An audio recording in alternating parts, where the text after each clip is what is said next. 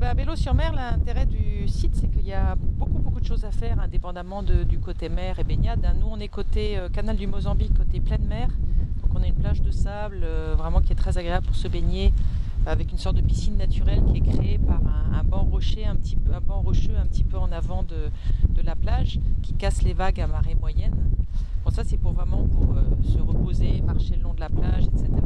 Sinon, vous avez bien sûr le village de Bello avec la construction des boutes, le village lui-même qui est sympa. Sinon, au nord, vous avez une baie qui s'appelle la baie de Benaki, sur laquelle il y a des activités villageoises d'éco-tourisme à faire, de visite de village, d'aller voir le port au sel où les poutres viennent prendre le sel, rejoindre éventuellement la saline. Vous avez plein ouest les îles coralliennes, donc avec actuellement la présence des baleines et puis des beaux fonds marins sur des fonds de coraux. Et de l'autre côté, vous avez la réserve de Kirindimité, sur lequel vous avez, dans la baie de Manaï, beaucoup de chauves-souris, des chauves-souris géantes. Et côté, au-dessus des dunes, au-delà des dunes, vous avez des lacs avec des flamants roses et différentes sortes d'oiseaux. Bien que nous, en fait, on a très souvent des séjours de 4, 5, 6 jours, des gens qui restent et qui profitent de tout l'environnement et des excursions à faire, sachant qu'on a vraiment conçu nos bungalows pour ça. On n'a que 5 bungalows, on a 2 hectares sur 5 bungalows, avec 5 bungalows. Donc 2 bungalows pouvant accueillir 2 personnes, soit en couple, soit en twin, et 2 bungalows familiaux avec une chambre avec un grand lit, king size, et une chambre avec 3 lits, avec chacun sa porte d'entrée, enfin sa porte d'extérieur, et sa porte d'accès à la salle de bain qui est commune pour les bungalows familiaux. Et tout est conçu justement pour pouvoir se poser, pour être un peu... moi je suis très contente quand les gens disent, et ça arrive très souvent, ah j'ai oublié ça à la maison, pour dire j'ai oublié ça dans mon bungalow. Parce que ça veut dire que les gens se sentent à l'aise, on a de l'électricité 24 heures sur 24, on a des prises dans les chambres, ce qui permet aux gens de brancher leur caméra, leur appareil photo. Sur place, on a plein d'activités, on a des kayaks, on a des jeux de société, des jeux de fléchettes, une bibliothèque tournante.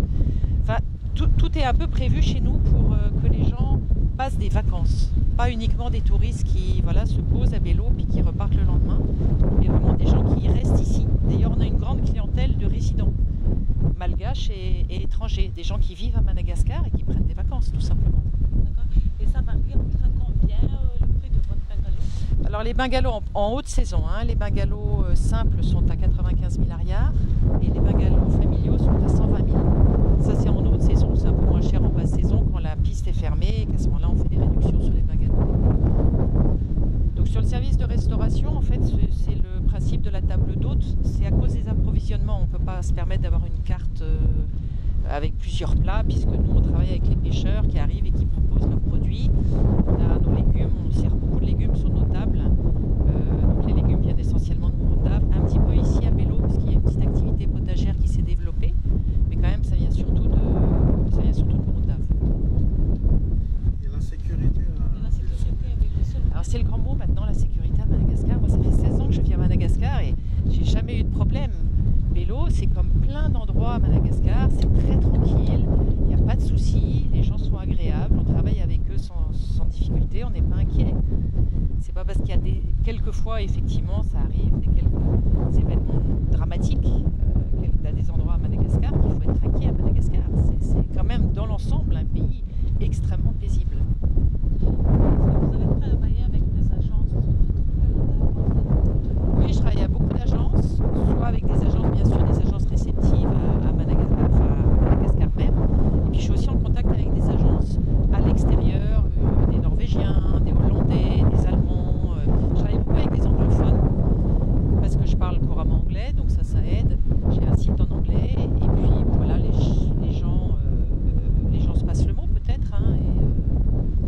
Je travaille avec beaucoup d'agences maintenant. Je dirais que peut-être 60% avec des agences et 40% avec des particuliers. et la collaboration avec Madagascar, Nous, on espère beaucoup. D'abord, je trouve que leur démarche est très saine, puisque quand ils sont venus nous voir, c'est d'abord pour nous dire de toute façon, la route, on va la faire. Si vous voulez nous aider, aidez-nous. Mais de toute façon, on va la faire. Et moi, j'aime bien ça, que les gens aient vraiment cette décision Et puis, visiblement, ils ont de la suite dans les idées, puisque maintenant, ils vont venir. Je pense que ça va permettre de rendre Bello plus accessible, parce que c'est vrai que c'est un petit peu le point difficile, que Bello, il faut le mériter un petit peu. Il y a 3 heures de piste, ou 3 monitoring, ça peut permettre à